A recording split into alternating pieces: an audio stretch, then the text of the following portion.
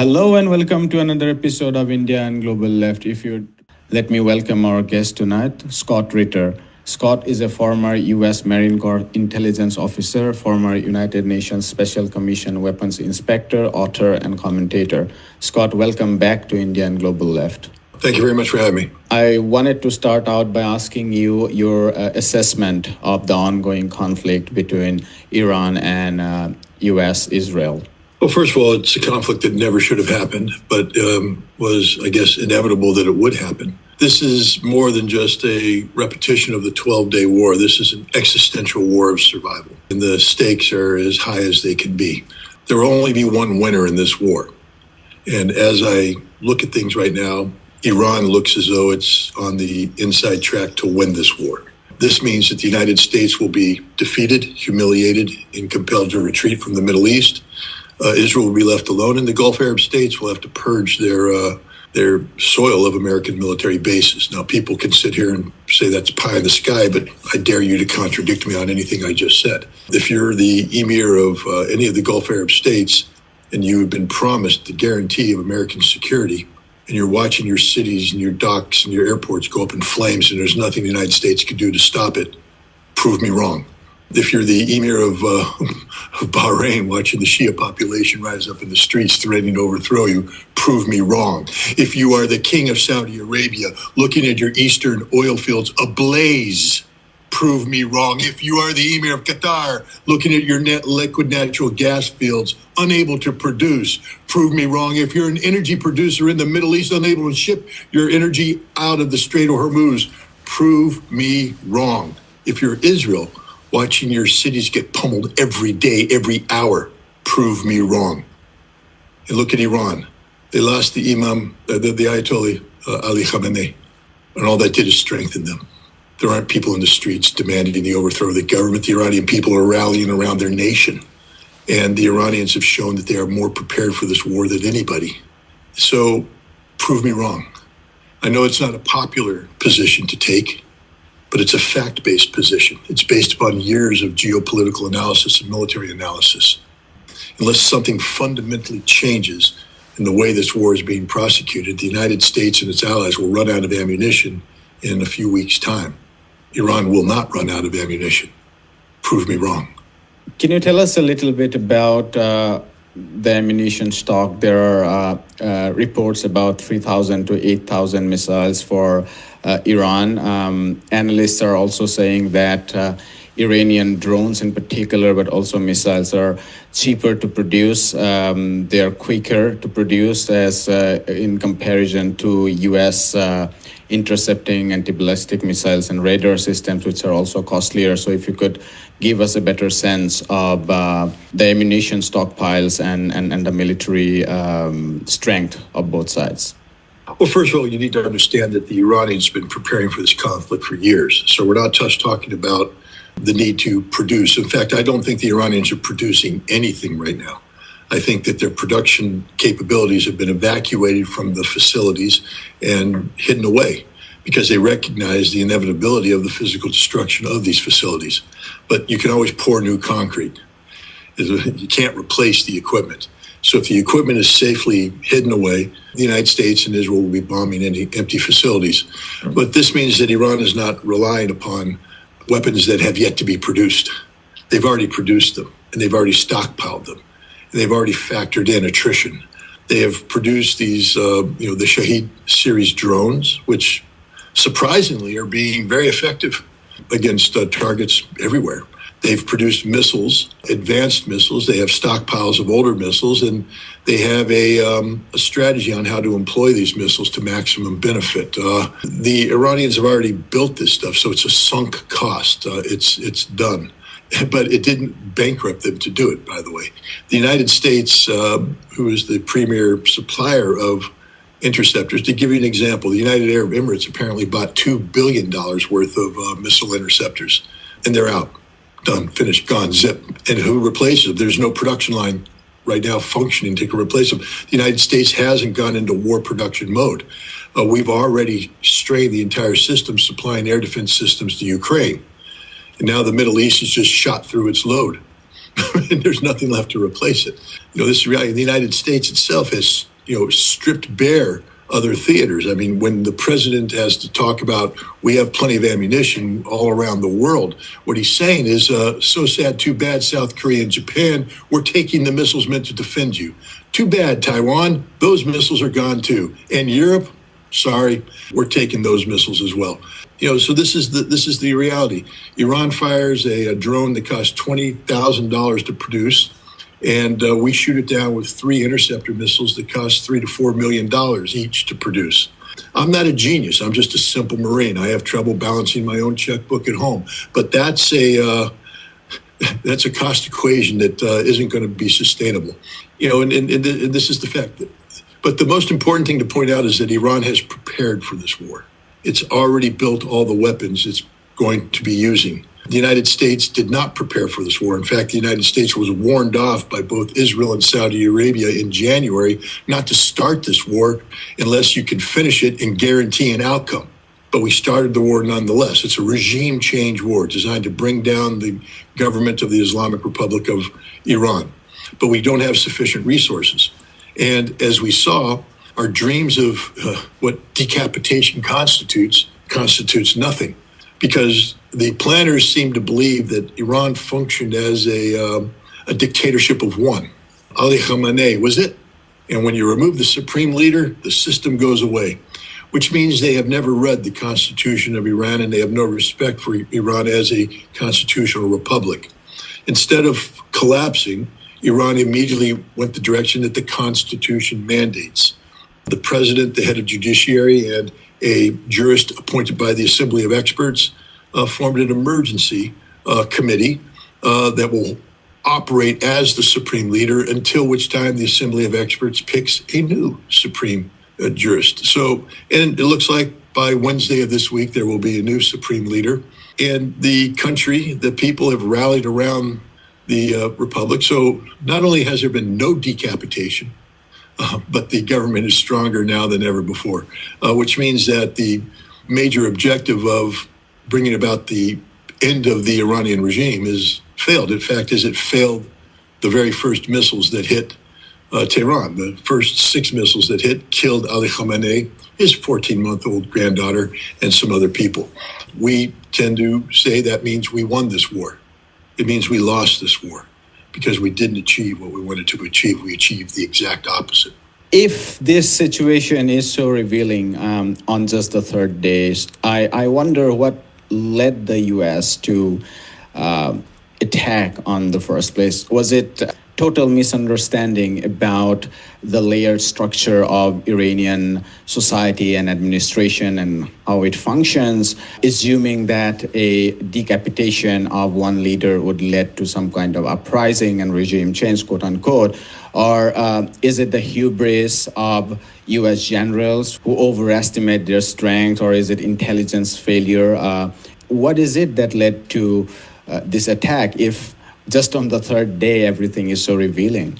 Well, I mean, what we know is that there is an unprecedented level of ignorance in the senior leadership of the United States about Iran, about what Iran is, who the Iranians are, what the Islamic Republic is, what the role Islam plays in Iranian society. When you have Jared Kushner, 50% of the negotiating team, meeting with the Iranian diaspora in the United States to create a committee to pick the next leader of Iran, while he's negotiating with the Iranians, by the way, about resolving the nuclear program, which sort of proved at the time that we weren't serious about negotiations, but that's a different issue. But the fact that we're turning to the diaspora for guidance on what the future of Iran will look like means we don't understand anything, because the diaspora is composed of, people who are either the descendants of or the actual people who fled Iran in late 1970s when the Shah of Iran, Reza Shah Pahlavi, was removed from power by the Islamic Revolution. And these people know nothing of Iran. They have no support in Iran, and yet we're listening to them and believing them because we have fallen victim to our own delusional ignorance of Iran. We hate the Islamic Republic so much that we allow ourselves to ignore the fact that it is the single most effective functioning democracy in the Middle East. I'll say that one more time so the audience really understands what I'm saying. The single most effective functioning democracy in the Middle East is the Islamic Republic of Iran. And if you don't acknowledge that and recognize that, then, I've always said you can't solve a problem unless you first accurately define the problem. And if we're defining the problem of Iran as a dictatorship of one, to eliminate the supreme leader means the collapse of the regime, we don't have a solution to the problem because we've defined it inaccurately. So there is this ignorance. Now, that ignorance should be overcome by an intelligence community whose job it is to accurately inform leadership. But our intelligence community has become permanently crippled by the politicization of the intelligence process. We have seen this cancer infect the intelligence community back in the lead up to the Iraq War during the decade of the 90s as we manufactured a case for sustainment of economic sanctions against Iraq based upon weapons of mass destruction, and we failed to acknowledge the role played by the United Nations weapons inspectors, of whom I was a member, to achieve the disarmament of Iraq. Instead, we pretended that Iraq reconstituted a weapons capability and was posing a threat, and we went to war.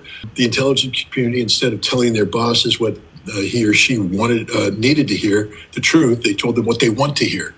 That's not your job as an intelligence officer. And the intelligence community has been infected with this disease ever since, the disease of politicization. So now we have an American president who very much wants to go to war against Iran, looking for any justification and looking for support for the fundamentally flawed theories that underpin this military campaign. And the intelligence community, instead of telling him the truth, lies to him. You saw what happened when Tulsi Gabbard, the director of national intelligence, tried to tell the truth about Iran's nuclear program, testifying before Congress, speaking the truth. But when the president was confronted by this, he said, she's wrong. I get my information from somebody else. Who? That's your director of national intelligence. There's no one else, no one higher than her, which means he's getting his information from Israel. So there's the other problem. Israel is fundamentally corrupting, policy-making processes here in the United States. Lastly, you mentioned the generals. Here I'm going to, push back. American military men are professionals. You're talking to one, okay? When I went to war, I kicked your ass because I was better than you. I was better than you because I was professional, because I was prepared, because I studied you. I studied me. I knew my weaknesses. I knew my strengths. I knew your weaknesses. And I would do everything I can to close with and destroy you through firepower maneuver. And if I couldn't accomplish the mission, I was honest enough to tell my boss, I can't do that with the resources available. Because my job wasn't to make policy. My job was to execute a military plan of action. And the generals today have told this president that they cannot accomplish this mission the way he wants it done, on the time frame he wants and with the objectives that he wants. They have straight up said, we don't have the resources to do this. The director of the Joint Chiefs of Staff was fired because he insisted on this. As we speak, there's apparently a revolt of generals taking place in the Pentagon. And there may be mass resignations, according to some news resources, because these people are saying, we are trying to explain to you, Mr. President, that what you want to be accomplished, what your Secretary of War is up there, proselytizing as religious dogma, isn't going to happen. Just because Pete Hegseth says it so doesn't make it so. There is a harsh reality here. And we don't have the resources to accomplish what you want to accomplish in the time frame it needs to be accomplished. So I don't blame the military. The military has to obey lawful orders. Even if you tell the president we can't do this, if the president says do it, then you must do it unless it's unconstitutional. And while there is no legal framework under international law to carry out this war, because Congress has punted on its constitutional responsibilities when it comes to declaration of war, the president has assumed unilateral executive authority that the Supreme Court has not contradicted, and the generals must obey the lawful order they're given, even if they know by obeying it, they're going to lose the war. Given this ignorance at the level of political class and given the politicization of the top brass, including intelligence community and so on, and the lack of filtering up, let's say, information coming out of generals and military to the political class. And I'll add, given Iran has officially stated that it is not willing to negotiate at this stage because it wants to avenge revenge, what could be a way out if you are within the US political class? Would you double down and go down this path? Because Pete Hegseth and General Dan Kane said that no, there are no boots on Iran at this stage, but all options are open. What do you make sense of what could be a way out for them, or the path that they would follow? All options are open. I would remind both of those gentlemen that Pete Hegseth just cracks me up, Secretary of War, although that's not a lawful term. He's the Secretary of Defense. He, in his embarrassing speech to 800 generals and admirals last October, I believe, in Quantico, Virginia, he said that his ideal warrior was a captain in 1993 or a staff sergeant in 1993. And the reason why is that to get to be a captain in 1993, you enlisted you joined in the early 1980s, mid 1980s, and you went through training in a military that was designed to win wars. And the same thing with the staff sergeant, the E6. You were there as a troop supporter. Pete Hegseth was describing me because I'm that person. That's my rank in the time frame that I was in. That's my experience base. Like, and literally, so as the person, literally me. And I will remind Pete Hegseth that unlike I have won a war. He hasn't. He's lost two. He's about to lose a third one. So I am the epitome of the professional standard that Hegseth is setting out there. And so what I'm going to be telling him is that you don't win wars by bluster and by words. You win it by being prepared.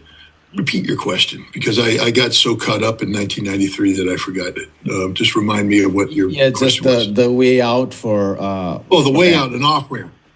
The off-ramp is always victory. I mean, you don't engage a war. The only military operation that actually plans for a retrograde is the raid. So we go in, we land, we do our thing, and we plan for withdrawing. But no military plan incorporates a plan for retreat, because we just assume that we're going to succeed. If we're called upon to retreat, that means we have lost, and we don't like to lose. The way out here, though, isn't going to be through victory. We don't have the capacity. You want to deploy troops, boots on the ground. That was the point I was trying to make. That was my war. I was part of the people that planned an operation to send 700,000 people to the Middle East, including hundreds of thousands of boots on the ground to defeat Iraq in Desert Storm. It took us many months to do this, of planning, deploying. We landed in airfields that were open. No interdiction, no problem. You could just land there, park your airplanes, get your troops off, assemble them, and move forward without any interference. Our ships landed in ports and were able to offload in a normal level so we could build up the force on the ground. How does Pete Hegseth envision getting American forces into Iran? What airfields are you going to land at, Pete? Because the last time I checked, every international airport in the region was closed down and under attack. All of the military airfields have been struck by the Iranians. The operational environment is so unstable, you had to flee and leave all your airplanes. So where are you going to land, Pete? Where are your ships going to dock, Pete? Because the last time I checked, the ships in the ports that we would use are being hit and sunk. Pete Hegseth is a moron. And anybody advising him that we can transition boots on the ground to Iran is likewise a moron. We can't do it. Physically, we cannot do it. We lack the amphibious assault capability to do this. General Berger, former commandant of the Marine Corps, when he became the commandant, warned about this because when he became commandant, he reviewed his responsibilities as the commandant of the Marine Corps to have a Marine Corps capable of fulfilling the missions given to it by the National Command Authority. He read the National Security Defense Strategies and the Department of Defense directives, and he said, we can't do this because we are married to a legacy system of large amphibious assault ships where we put hundreds of Marines on it, have to sail it close to shores, and if they sink one of those ships, we're screwed. And yet, that's exactly what will have to happen here. We will have to forcefully seize an Iranian port. Then forcefully seize airports, and then seek to, offload hundreds of thousands of troops under fire. Now, this is something, we did, for instance, at D-Day in Normandy. But it took a long time to prepare. This is things we did in terms of, the island campaigns in the Pacific. But they were very bloody operations. And with the exception of Normandy, we never invaded a space as large as Iran. So let's say we land in Chabahar. Then what? You see, Pete, I'm the guy that actually helped plan that very operation, the op plan for Americans to put forces into Iran to respond to a Soviet invasion. So I've actually done this, Pete. And I'm telling you, it ain't gonna work. You can't do it. So stop talking as if you can do it. You are going to war with what you have, and what you have is not enough, and you were told by your generals it won't be enough. Moreover, there are two clocks ticking away here. The first clock is availability of resources. As I said, they're running out of ammunition very fast. But there's another one too, because as we speak, Aramco facilities are ablaze. As we speak, Qatari gas terminals are under attack and Qatar has stopped shipping liquid natural gas. As we speak, the Strait of Hormuz is shut down. By the end of the week, Europe is going to be screaming. By the end of the month, Europe is going to be dead. By the middle of the month, Americans are going to be screaming. This is a reality. This president will not be able to withstand the political pressures brought on him at home, domestically, and abroad, globally, about the consequences of this illegal war of aggression. And this is why it's so important to continuously point this out. Because people are like, well, who cares? Trump doesn't care. The world cares. Because you see, if Iran actually had a nuclear weapon to threaten international peace and security, the world would be able to tighten its belt and be willing to do what it takes to get rid of Iran. But this was a war of choice. It didn't need to be fought. Iran was already conceding everything necessary to ensure that they would never have a nuclear weapons breakout path. And yet we went to war. So, Pete Hegseth is sitting here talking the big talk. But even if we had 500,000 troops that we could ship to Iran, by the time we got them prepared to ship, we'll run out of ammunition and the world will be screaming to bring this war to an end. So the only way this ends is for the United States to acknowledge that its presence in the Middle East is no longer viable and that it will withdraw permanently from the military bases it has assembled.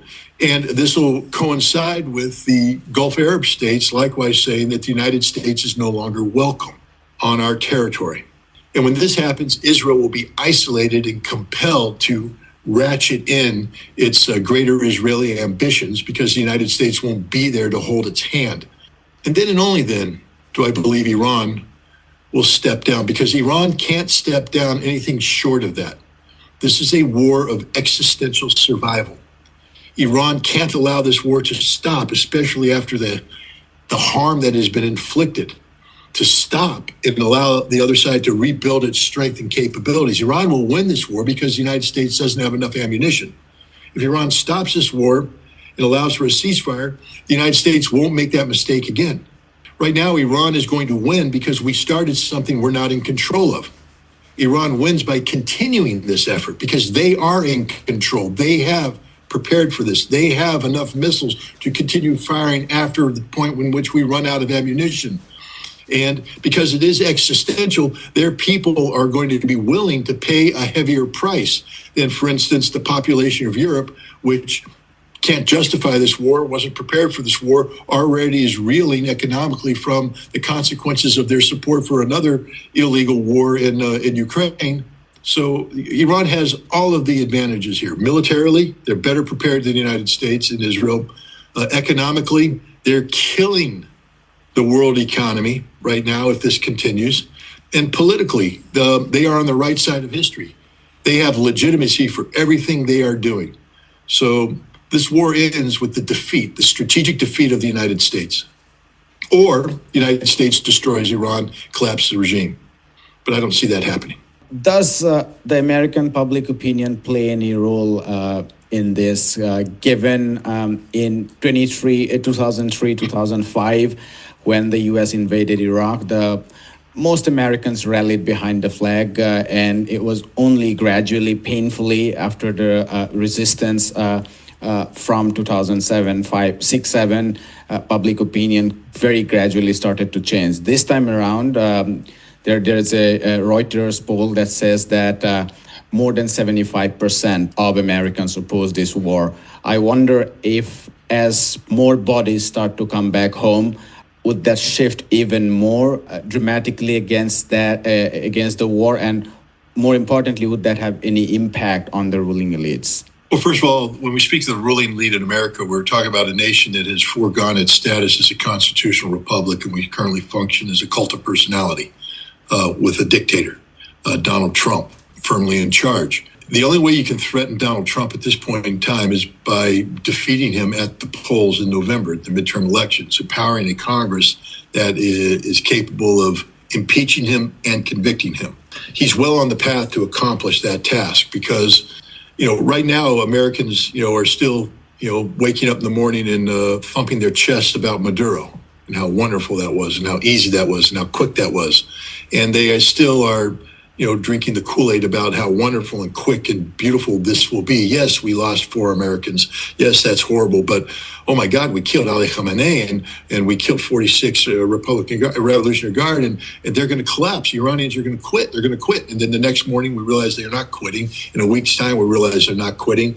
And then when we start paying more at the gas pump, when we see disruption in our own commerce, I mean, what happens when the price of diesel goes through the roof and we can't afford to ship those fruits and vegetables and electronic equipment across the country, and the Walmart shelves go empty. Then people are starting to wake up, and then they will finally see that the words that are being spoken by Pete Hegseth, the president, and others are empty words, lies, that they've been lied to the entire time. And they'll realize there was no need for this war, that this was a war of choice, not a war of necessity, and they'll become enraged. And when they become enraged, they'll vote for anything but Trump or anybody who supports Trump in the midterm elections, and then we'll have regime change. This is a regime change war that's being waged right now. But unfortunately for the American people, they think that by killing Ali Khamenei, we changed the regime in Iran. We haven't. We just strengthened it. And for Trump, what he's going to realize is that when you run on a platform of peace, when you call yourself the peace president, when you promise not to get us involved in a never-ending war, it doesn't matter what Pete Hegseth say today, where this isn't an endless war. This war has an end. No, this is an endless war, and the only end it has is your surrender. The American people didn't vote for you to get us involved in a war where we lose. So I do think that there will be horrific political consequences for this president if he loses this war. And again, unless something dramatically changes, the one thing that we don't know, and now we have to take a step back, is, and I think I've said it on here before you, the American military is very capable. I mean, if you don't think it is, then you don't know anything about war. Iran is getting pounded right now, pounded. The harm being done is unreal. The infrastructure being destroyed is between the United States and Israel, billions of dollars of damage are being done. The Iranian government has prepared for this, but, no plan survives, initial engagement of the enemy, and the enemy always gets a vote. And so what we don't know is, are there unseen consequences of this action? Is the Iranian government as guilty of throwing out empty words as the United States? Are they promising a lengthy campaign of ballistic missile launches, hiding the fact that the United States blew up the vast majority of the missiles in storage? There's a lot that we don't know. But I will say this, the Iranian government has a history of telling the truth. The American government does not. And so at this juncture, I'm more inclined to believe those who tell the truth over those who lie repeatedly. I wanted to ask you about Russia's role in this. There are some reports about Russian statements in support of UAE. These are indirect statements cited in Al Jazeera, saying that Russians have come out and spoken out against the Iranians in favor of UAE. I have no ways to verify the veracity given I don't read Russian. But on the whole, if you could tell us the Russian role, in what ways are they seeing this conflict panning out?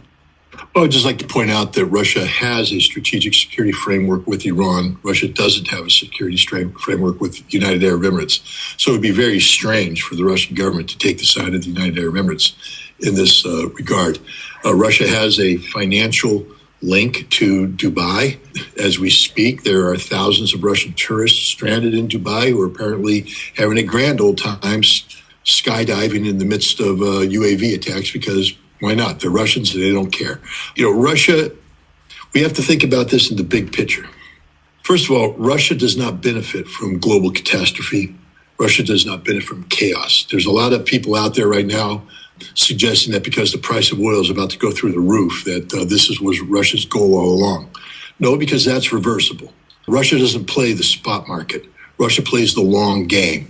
I've spoken to a number of Russian ambassadors who have said that what Russia looks for is stability, which brings about predictability.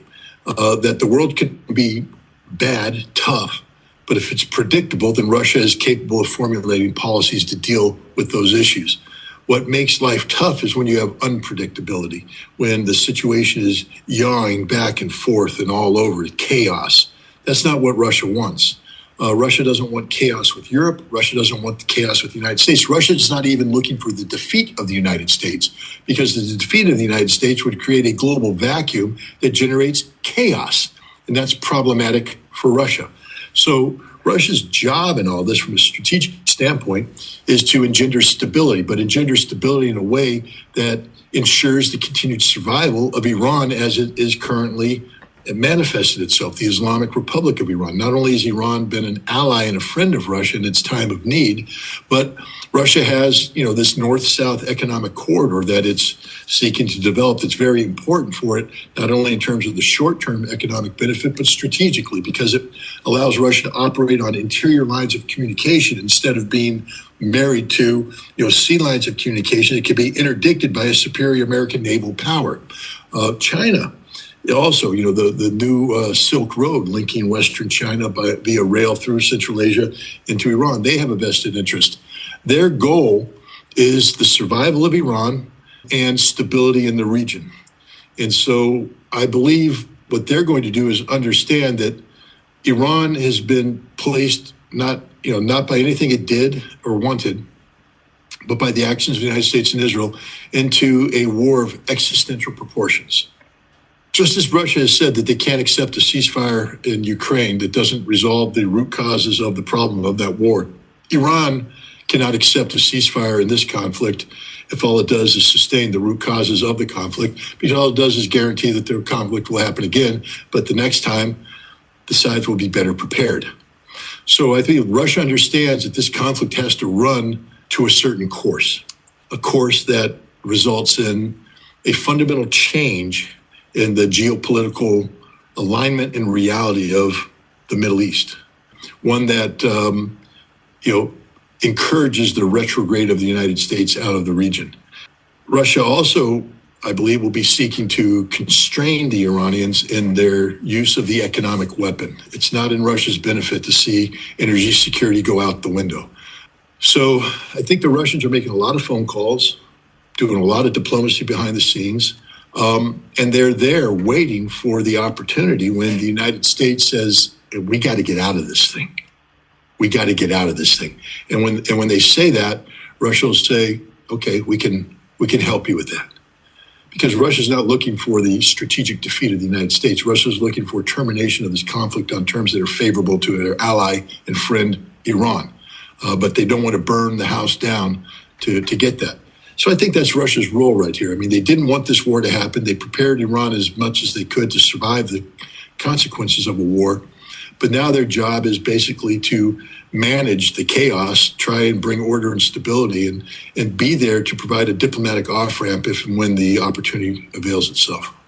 And will the Gulf state be in a position to accept this kind of Russian mediation, if you like, and accept not being a vessel of the U.S., or are they too dependent on the U.S. and would be unable to tell the Americans, go get lost?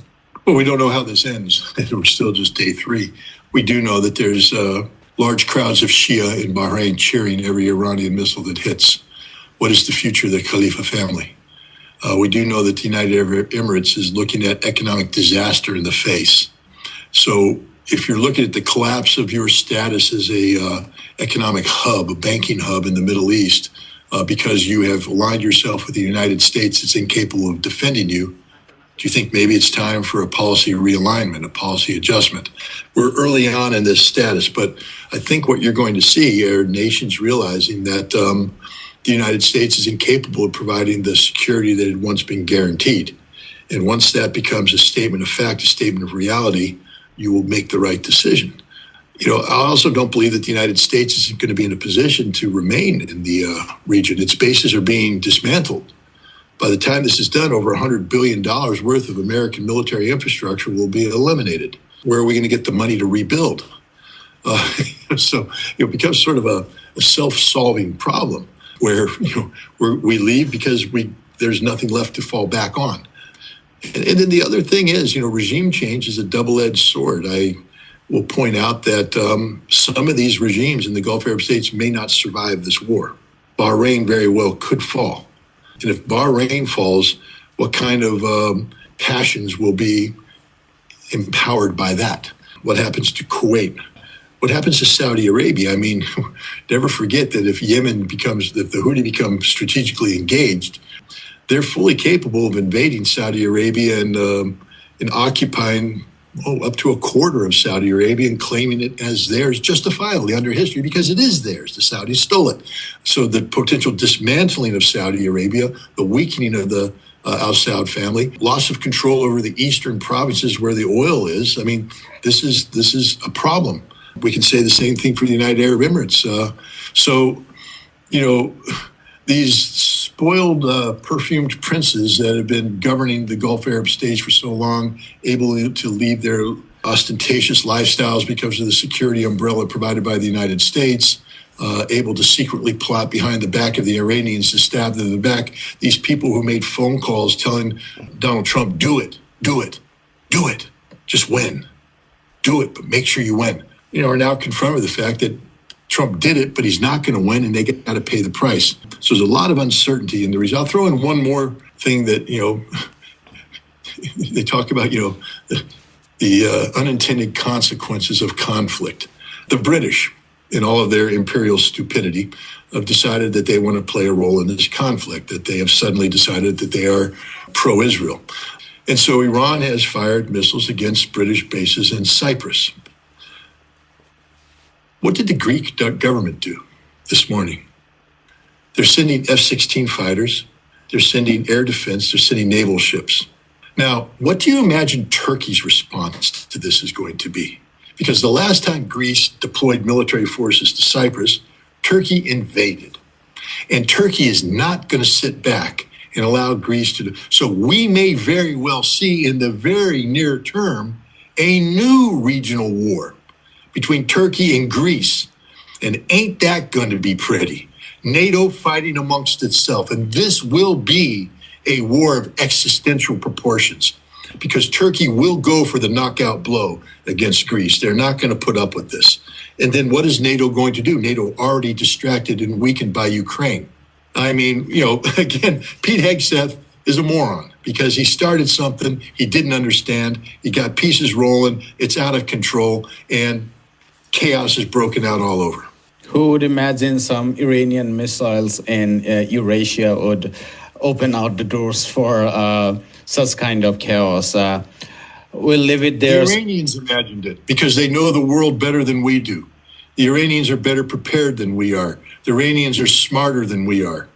So I think the Iranians understand everything that they're doing. Ask yourself the following question. Why did Iran not strike Incirlik Air Base yet?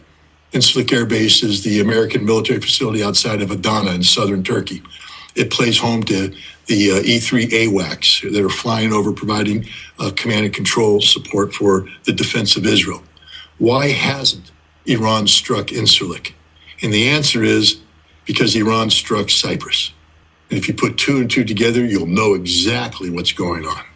The Iranians are smarter than everybody. It's just the way it is. Indeed. We'll leave it there, Scott. This was really, really very helpful to understand the developments that are going on. And thank you so much for your time. Appreciate it.